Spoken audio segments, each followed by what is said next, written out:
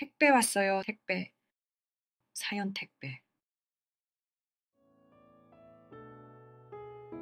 안녕하세요. 해도 너무한 시어머니 때문에 얼마 전에 이혼한 30대 여자입니다. 2년 남짓한 결혼 생활 동안 많은 일이 있었어요. 제 얼굴에 침 뱉는 것 같아서 친정 엄마께도 친한 친구에게도 자세히 말하지는 못했습니다. 그게 문제였을까요?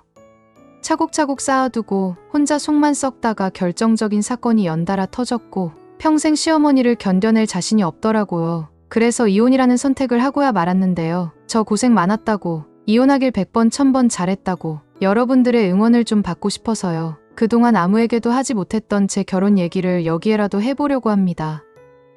저는 눈에 띄지 않는 평범한 아이였어요. 운 좋게 서울에 있는 대학에 진학했지만 취업에는 운이 따라주지 않더라고요. 졸업하고 1년쯤 취업에 매달리다가 겨우 계약직으로 입사를 했어요. 똑같은 일을 하면서도 월급도 차이 나고 대우는 더 차이 나는 계약직을 버티면서 언젠간 나도 정규직이 되고 말겠다 다짐했습니다. 하지만 결국 재계약이 되지 않았고요. 제 나이 27살에 다시 백수가 됐습니다. 뭘 하고 살아야 하나 진짜 고민이 많아지더라고요. 나이는 벌써 20대 후반이었으니까요. 그러다 우연히 친한 언니가 베이커리 카페를 시작한 걸 알게 됐죠. 역시 믿을 건 기술밖에 없는 것 같아서 그때부터 빵 만드는 일을 전문적으로 배웠고 모아놓은 돈과 부모님 지원을 받아 동네에 작은 마카롱 가게를 차렸습니다. 솔직히 처음에는 장사가 잘 안 돼서 걱정이 많았어요. 경험도 없으면서 무모하게 시작했나 후회도 좀 했던 것 같고요. 하지만 저는 돌아갈 곳이 없었기에 절박하게 매달렸습니다. 실패에 실패를 거듭하다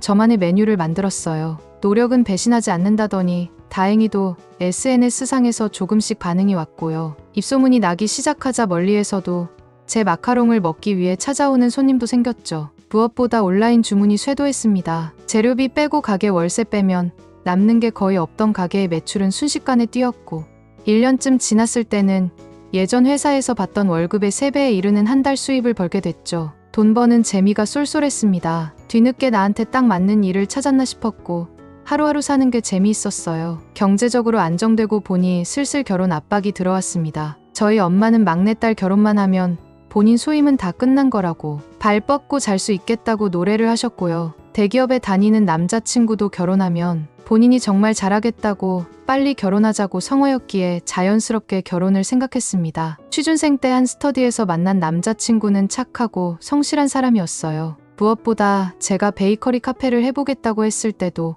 걱정이 많았던 주변 사람들과는 달리 무조건 제 편에서 응원해줬던 터라 든든한 내 편 하나 만드는 거다 믿었고요. 결혼을 약속하고 바로 남자친구가 먼저 저희 집에 인사를 왔습니다. 부모님은 넉살 좋게 말도 잘하고 무엇보다 딸내미는 못 간 대기업에 들어간 사윗감에 꽤나 후한 점수를 주셨습니다. 우리 딸한테 잘해줘서 너무 고맙다라는 말씀을 몇 번이나 하셔서 제가 좀 민망할 정도였으니까요. 그렇게 화기애애하게 저희 집에서 첫 인사를 마치고 그 다음 주에 제가 시댁에 인사를 갔습니다. 그런데 분위기가 저희 집과는 영 딴판이었어요. 저를 처음 보신 어머니는 대뜸 우리 잘난 아들 마음 누가 뺏었나 했더니 아가씨였네. 참 복도 많다.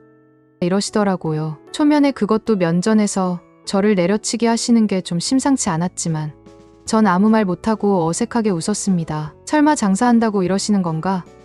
아직 나를 잘 몰라서 하시는 말씀이겠지라고 생각했습니다. 그저 본인 아들이 최고인 줄 아시는 옛날 분이셔서 그렇겠지라고 믿고 싶었던 것 같기도 합니다. 여기에 한술 더 떠 남자가 집 해오는 건 다 옛날 얘기다. 이런 말씀까지 넌지시 하시더라고요. 시어머니는 모르고 계셨던 것 같지만 그때 이미 제 명의의 아파트에 신혼집을 차리기로 했었던 상태라 네, 그렇죠. 기원 씨랑 잘 상의해서 할게요. 하고 웃어넘겼습니다. 처음 뵙는 거라 긴장했던 것도 있지만 그 자리에서 이미 제 명의의 아파트가 있어요라고 말씀드리는 것도 좀 조심스러워서요. 남자친구네 집 형편이 넉넉하지 않다는 것은 진즉에 눈치챌 수 있었습니다. 꼬치꼬치 캐묻지 않았고 남친도 왠지 말하기를 꺼리는 것 같아 자세한 내막은 알 수 없었지만 결혼할 때 경제적 지원을 기대할 순 없을 것 같았거든요. 그래도 괜찮았습니다. 솔직히 저도 벌 만큼 벌고 남자친구도 월급이 적지 않았기 때문에 결혼하는데도 앞으로 사는데도 크게 문제되지 않을 거라고 생각했습니다. 하지만 저희 바람과는 달리 상견례에서부터 우리는 삐그덕거렸습니다. 처음에는 무난하게 한식당을 예약하려고 했는데요. 시어머니께서 중식이 더 좋을 것 같다 하시더라고요. 그래서 중식당에서 만났습니다. 시댁에선 남자친구 부모님, 누나가 나오셨고 저희 집에선 부모님이랑 언니가 나왔어요. 처음엔 적당히 덕담을 나누다 북경오리가 나왔을 때 시어머니께서 불쑥 한 말씀 하셨습니다. 윤주 어머니는 오리 많이 드셨더라면 좋았을 텐데 안 드셔서 0점 어머니가 되셨네요. 네? 무슨 말씀이신지? 딸 엄마는 0점인 거 아시죠? 저는 딸 아들 낳아서 200점 엄마잖아요. 우리 윤주도 200점 엄마 돼야 할 텐데요. 사부인 하나만 알고 둘은 모르시네요. 딸 낳으면 비행기 타고 아들 낳으면 버스 탄다는 말도 모르시나요? 저는 비행기만 2번 탈 수 있어서 더 좋은데요.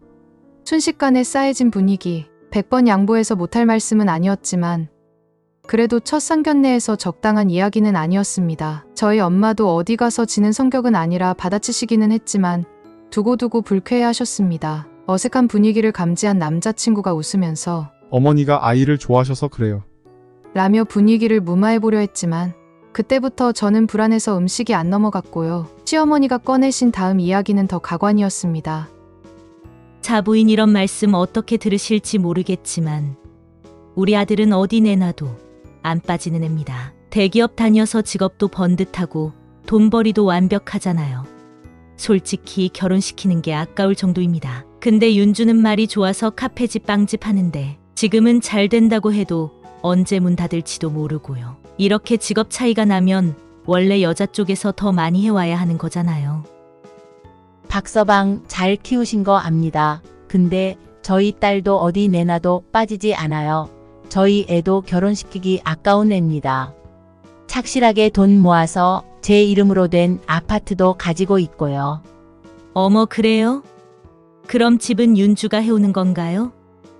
지들이 알아서 하겠다고 말만 했지 우리 애가 자세히 말을 안 해서 잘 몰랐어요. 사실 저희가 노후자금 명목으로 돈이 조금 있기는 한데 이걸 지금 애들한테 지원하는 것보다는 저희 스스로가 노후를 책임지는 게 애들을 도와주는 것 같기도 해서요. 차돈 대기 여유가 있으신 것 같으니 힘을 많이 써주시면 좋겠어요. 제 명의의 집이 있다는 얘기에 금방 말을 바꾸신 시어머니는 이때 다시 푸셨는지 본인들 노후를 알아서 할 테니 결혼도 알아서 해라는 말씀을 하셨습니다. 우리 결혼을 위해서 아무것도 해줄 수 없다는 이야기였어요. 처음부터 저희 힘으로 할 생각이었지만 다짜고짜 우리는 한 푼도 내줄 수 없으니 나머지는 저희 친정에서 해줬으면 하는 식의 말씀이라 저희 부모님과 저는 많이 당황했습니다. 하지만 저희 부모님도 마냥 좋은 게 좋은 거다라고 하실 분들은 아니셨어요. 예, 사부인 노후 준비도 중요하죠. 그걸 이해 못하는 건 아닌데. 저희도 딸을 결혼시키는 입장에서 이렇게 푸대접을 받으면서 결혼하는 건 달갑지가 않네요. 집도 저희 쪽에서 마련하는 건데 다만 얼마라도 성의를 표시하시는 게 맞지 않을까 싶습니다. 어휴 저희도 여유가 있으면 그러고 싶은데 솔직히 여유가 없어요. 대신 직업 빵빵한 아까운 금쪽 같은 아들을 보내드리지 않습니까?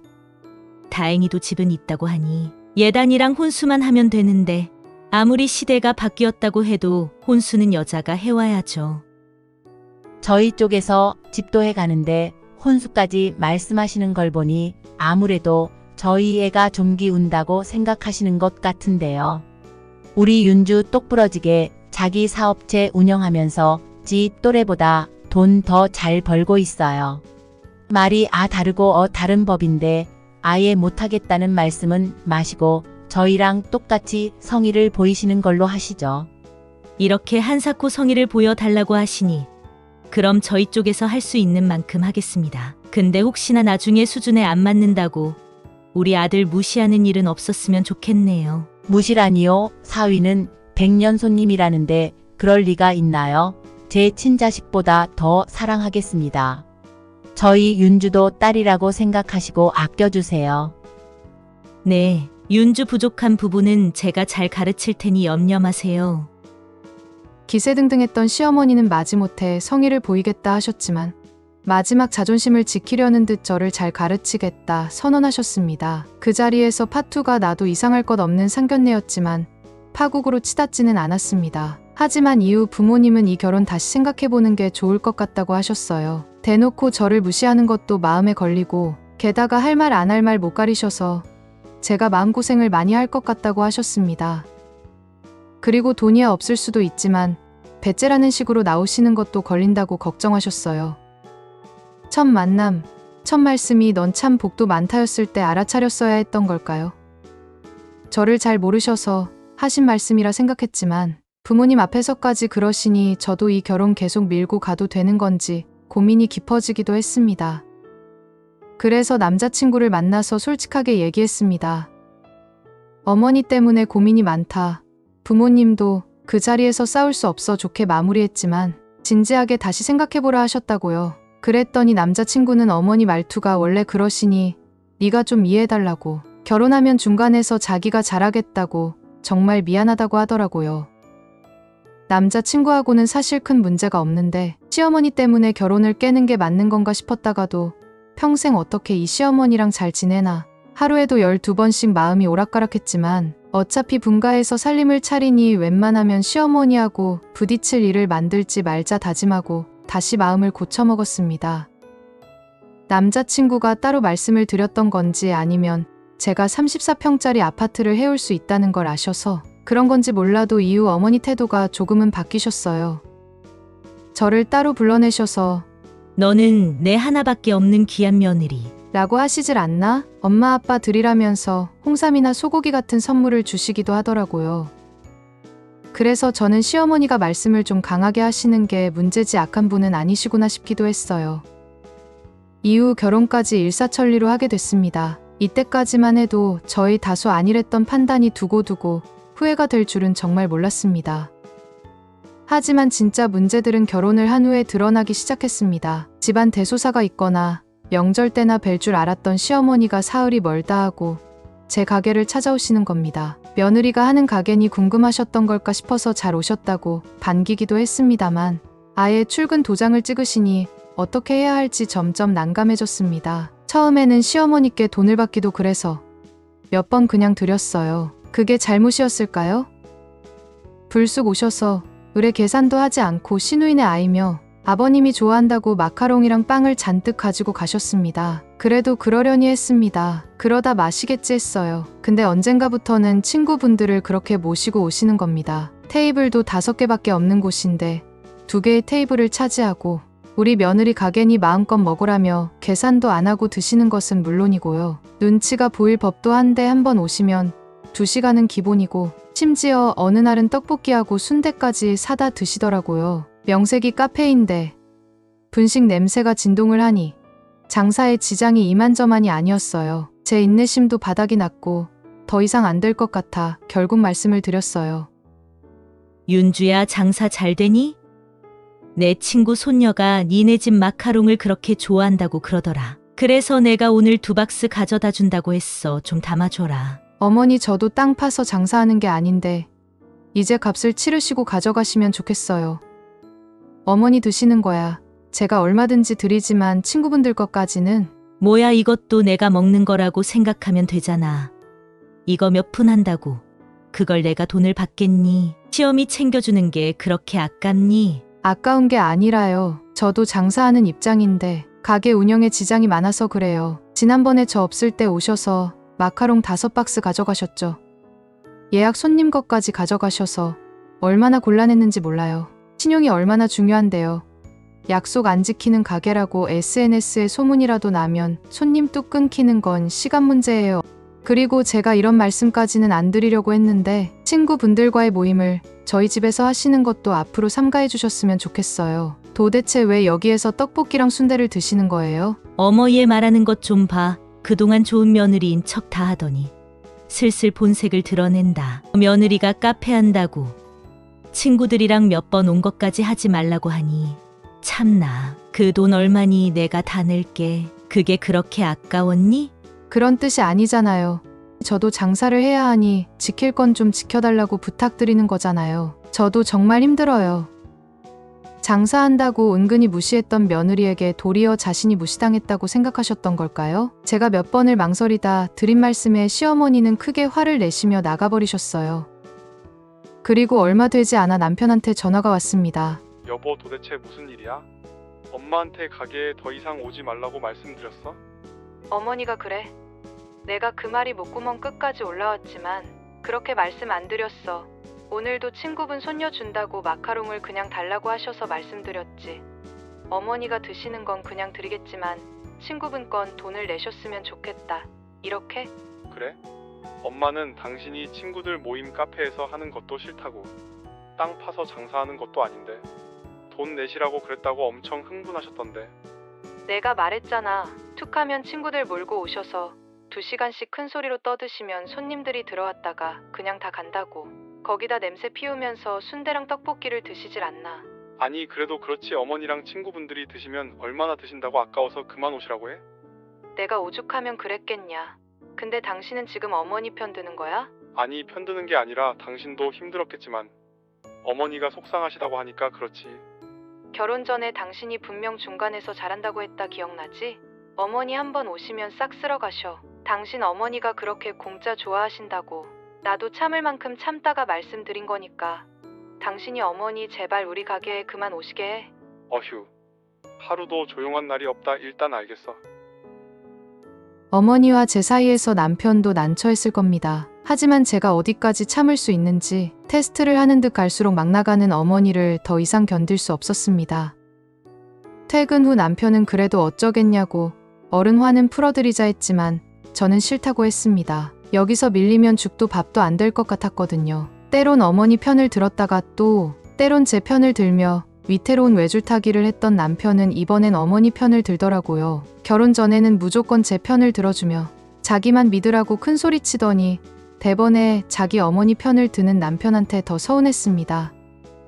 저도 처음에는 양보 못한다고 완강하게 나갔지만 일주일쯤 남편하고 냉랭하게 지내고 보니 아랫사람인 제가 화는 풀어드려야겠다는 생각이 들었어요.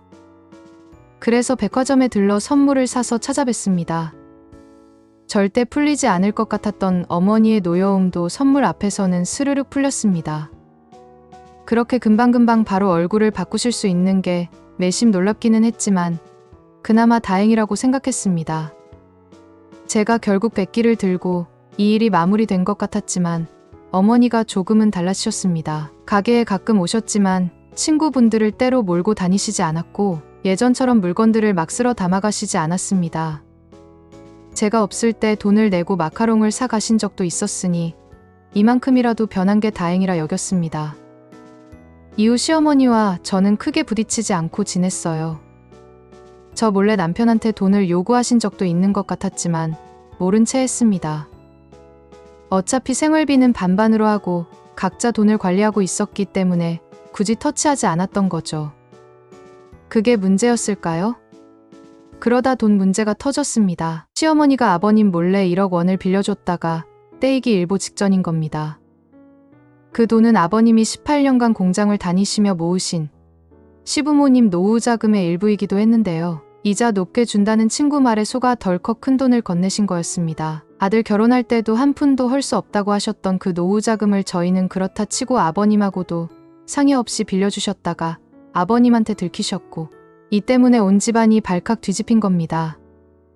나중에 알고 보니 시어머니 친구분이 만나는 남자분이 계신데 그분이 PC방을 크게 하셨대요. 소문으로는 한 달에 순수익만 2천만 원 정도라고요. 실제로 어머니 친구분은 알바해 주시고 월 500 꼬박꼬박 받으셨답니다. 마침 또 다른 PC방 하나를 인수해야 하는데 돈이 부족하다고 시어머니께 1억을 빌려주면 월에 150만 원을 준다고 하셔서 그 꼬임에 넘어가셨다는데요. 한 달에 50만 원도 아니고 150만 원을 이자로 준다는 걸 어떻게 믿으실 수가 있었을까요? 그래도 처음 3달은 꼬박꼬박 이자를 줬답니다. 그러다가 차일피일 이자를 안 줬고 독촉 전화를 하다가 아버님께 발각된 거죠. 아버님 성화에 함께 어머니 친구분을 찾아갔지만 남자친구가 연락이 안 된다는 말씀만 듣고 돌아오셨대요. 아버님의 분노는 극에 달하셨고 남편이 소송하면 된다고 걱정 마시라고 중재에 겨우 진정시킬 수 있었는데요.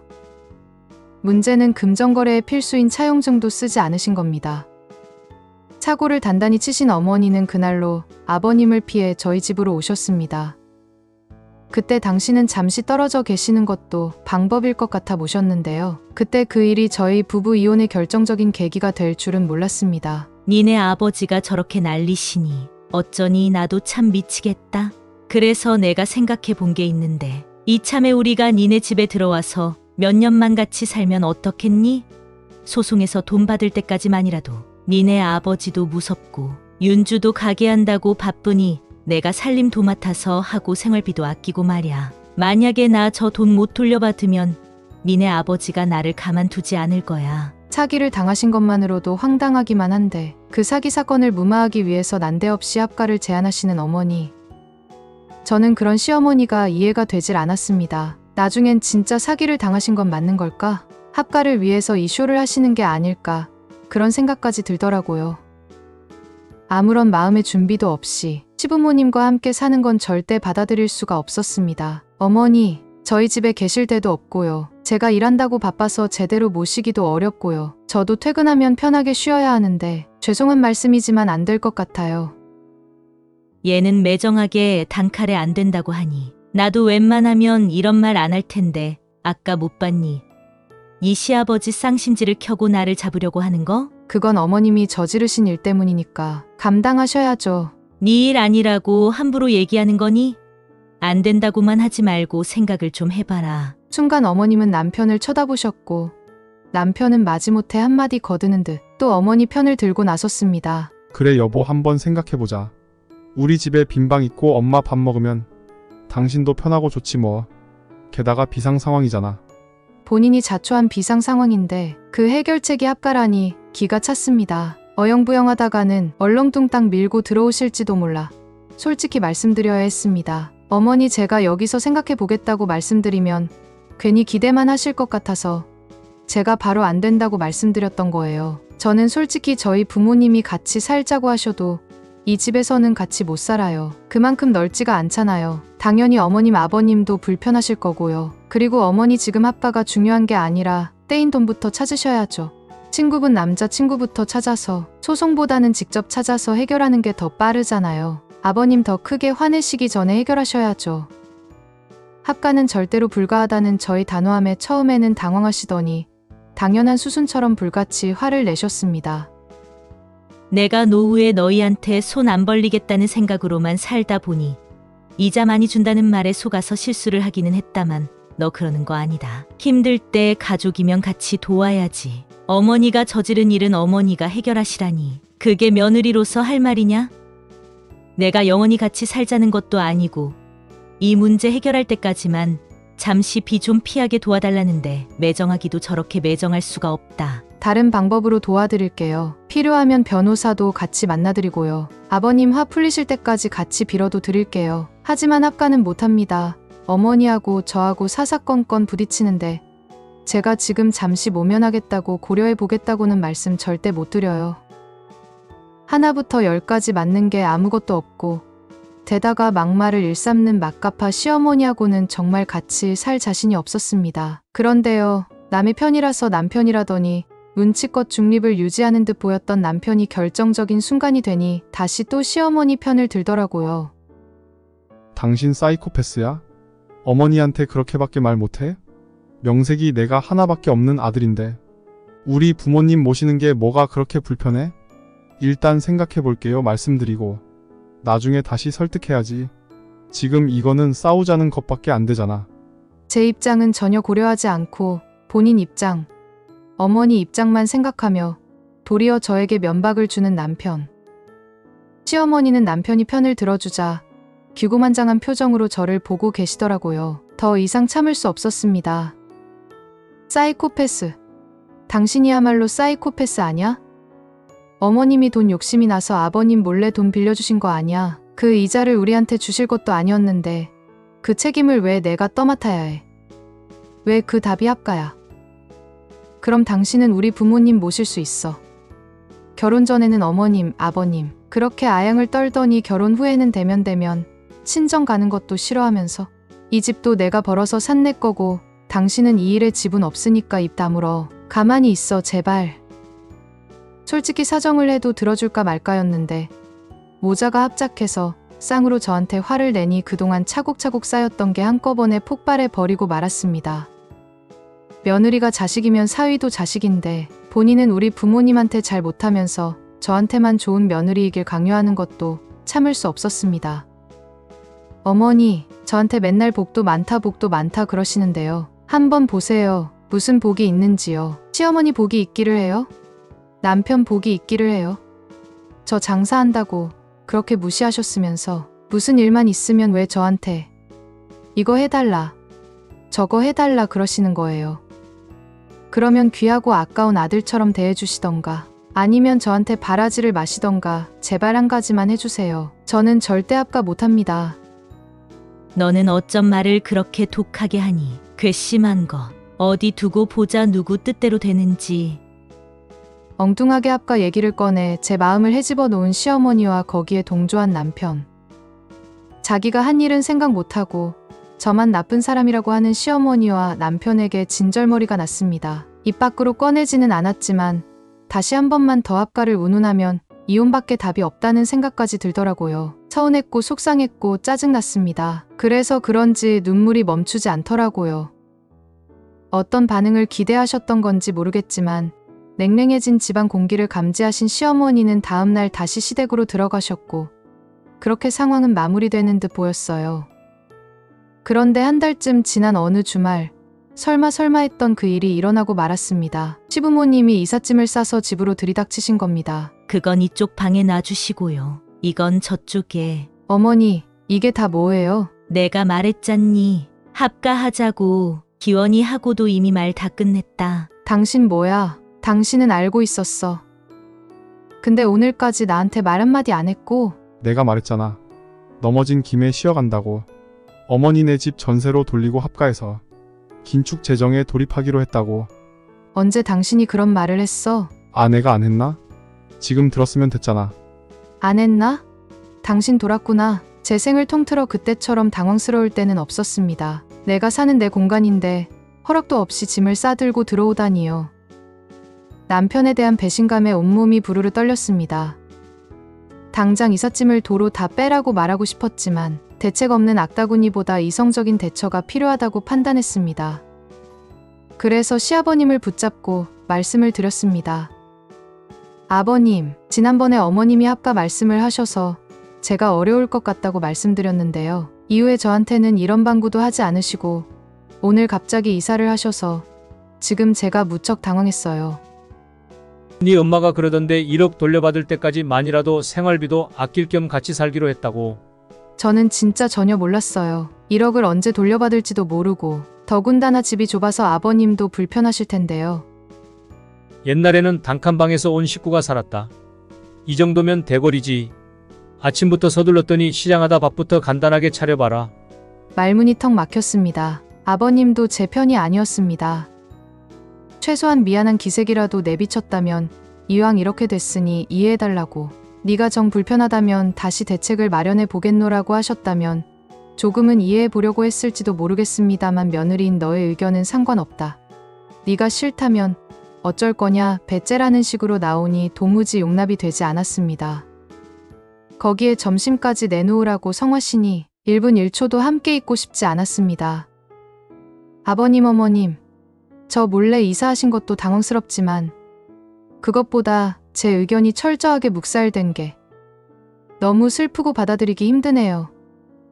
이렇게 투명 인간 취급당하면서 같은 공간에서 있을 수는 없을 것 같아서요. 당분간 친정에 가 있겠습니다.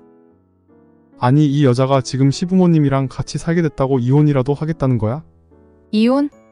당신 말 잘했어. 못할 것도 없지. 내가 당신 와이프는 맞아? 이 집 며느리는 맞고? 이런 대접받으면서 내가 바보처럼 참을 줄 알았다면 큰 오산이야. 그 길로 지갑과 휴대폰만 챙겨서 집을 나왔습니다. 남편은 잡는 신용도 하지 않더라고요. 내 집에서 왜 내가 나와야 하는지. 이 상황이 하도 기가 막혀서 눈물도 나오지 않았습니다. 그 꼴로 친정에 가기도 싫었습니다. 그래서 따사로운 햇볕이 내리쬐는 거리를 무작정 걸었습니다.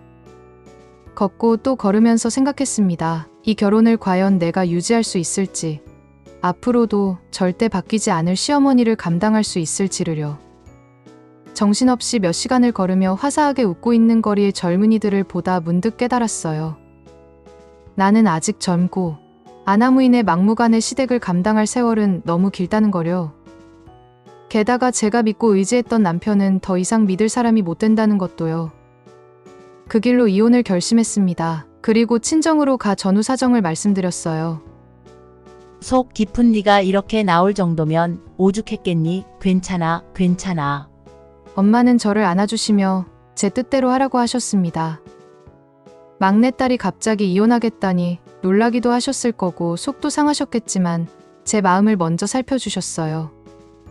그제야 눈물이 왈칵 쏟아졌습니다. 한참을 울고 나니 생각이 더 확고해지더라고요. 지체할 필요가 없었습니다. 그래서 그 길로 집을 부동산에 내놨습니다. 그리고 남편에게 전화를 했습니다. 이번에도 당신은 내가 그냥 넘어가 주겠거니 했을지 모르겠지만 나는 이제 그만할래? 뭐든지 당신 뜻대로 하는 어머니한테도 질렸고 어머니랑 짜고 나를 기만한 당신을 더 이상 믿고 살 수도 없을 것 같아. 무슨 말이야? 친정 가서 마음 좀 식히고 돌아올 줄 알았더니 솔직히 합가하자고 했다고 이혼한다고 하면 사람들이 다 웃는다 진짜. 내가 합가 때문에 이러는 것 같아. 합가도 싫지만 나를 속이고 마음대로 이사한 게 더 싫다고. 그게 결국 합가 때문이라는 거잖아. 당신하고 내가 무슨 말을 하냐. 그래 합가 때문이야. 그리고 너는 참 복도 많다 밑도 끝도 없이 비아냥거리시는 당신 어머니 때문이고. 엄마 말투는 원래 그렇다고 내가 몇 번을 말하냐? 그럼 내가 엄마한테 쌍욕받고 안 봐야 네 직성이 풀리겠냐? 그래 합가도 싫고 시어머니도 싫은데 당신이 제일 싫어. 당신 믿고 나는 더 못 사니까 그렇게 알고. 이혼 서류 보낼 테니까 도장 찍어 보내. 더 이상 얼굴 붉힐 일 만들지 말고. 그리고 남남들 마당에 내 집에 그 집 식구들 사는 건 말이 안 되겠지. 집은 부동산에 내놨으니 하루빨리 이사하고. 야 진짜 이렇게까지 해야겠냐? 윤주야. 나는 그렇게 할 거야. 버스 떠났으니까 빨리 다른 길 찾아봐. 참고 사는 건 참 쉽지 않았는데 정리하는 건 의외로 쉬웠습니다. 세입자는 금방 나타났고 제 집을 무단 점거하던 그들은 쫓기듯 나가야 했으니까요. 24살에 만나서 8년간 사랑한 사람한테 너무했나 싶기도 했지만 저한테 먼저 너무한 건 그들이었으니까요. 그래서 더 이상 죄책감은 느끼지 않기로 했습니다. 끝까지 남편은 이혼만은 절대 안 된다고 고집을 피웠습니다. 한 고집하는 저도 뜻을 굽히지 않았고 나중에는 싹싹 빌며 어머니와 절연하겠다고까지 하더라고요. 무슨 꿍꿍이로 그러는지 알 수 없었지만 그의 말을 믿을 수 없었습니다. 저하고는 남이지만 어머니하고는 그래도 천륜인데 절대 끊을 수 없다는 것도 이미 알았고요. 설사 그 연을 끊게 한다 해도 우리의 끝이 좋지 않으리라는 것도 알았으니까요. 그래도 아직 저를 생각하는 마음이 조금 남아있어서 이혼을 못하겠다고 버티는 줄로만 알았습니다. 근데 제 뒤통수를 제대로 때리더라고요. 재산 분할을 신청한 겁니다. 결국 좋게 끝나는 이혼은 이 세상에 없는 거구나 싶었습니다. 솔직히 철철이 어머니 선물이며 용돈이며 제가 드린 돈이 얼마며 집도 결혼 전 모은 제 돈으로 산 건데 재산 분할이라니요. 마지막까지 치사하게 나오는 남편에겐 한 푼도 주기 싫어서 소송을 하겠다 했습니다. 의외인 건 시어머니였습니다. 성격상 한 번은 가게로 찾아와서 난리를 피우실 것 같았는데 조용하시더라고요. 그렇게 귀한 아들이 본인 때문에 막상 이혼하게 되니 뭔가 깨달은 게 있나 싶기도 했어요. 그래도 목적은 달랐지만 조금은 수척해진 얼굴을 하시고 한번 가게로 오시긴 했습니다. 윤주야 잘 지냈니? 내가 입이 10개라도 할 말이 없다. 그때는 네 아버지 몰래 돈을 빌려주고 떼일 지경이었으니 어떻게든 다른 데서 돈을 아껴보려고. 네가 마지막에는 늘 내 말을 들어줬으니까. 그래서 그런 거지 너를 무시하려고 했던 건 아니야. 이제 와서 그런 말이 무슨 소용이에요. 우리 기원이 좀 봐주면 안 되겠니? 애가 맨날 술이야 말수도 부쩍 줄었고 애가 웃지를 않는다. 더 이상 드릴 말씀 없어요. 미안하다. 내가 잘못했어. 어머니 저 처음 만났을 때 하신 말씀 기억하세요? 저한테 복도 많다고 운 좋게 우리 아들 만났다고 그러셨거든요. 진짜 누가 복 많은 사람인지 생각 좀 해보세요. 윤주야, 네가 복덩이고 우리가 복 많았다는 거 이제는 안다 진짜야. 이제 다시는 가게 오지 마세요. 기원 씨하고는 끝났어요. 줄곧 기세등등했던 시어머니는 귀한 아들 인생 망칠까 싶어서 그러셨는지 잔뜩 풀이 죽어 연신 미안하다는 말씀만 하셨지만 상황에 맞춰 그때그때 얼굴을 바꾸시는 분인 걸 여러 번의 경험으로 알았기에 흔들리지 않았습니다. 우리는 만나서는 안 되는 사람들이었을까요? 도대체 어디서부터 어긋났던 걸까요?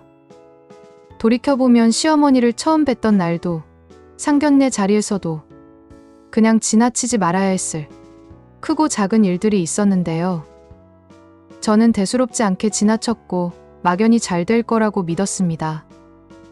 그래서 결국 이혼이라는 뼈아픈 대가를 치르고 말았는데요. 혹시 이 이야기를 듣고 계실 예비 신부가 있다면 아주 사소한 것 하나라도 가볍게 지나치지 마시라고.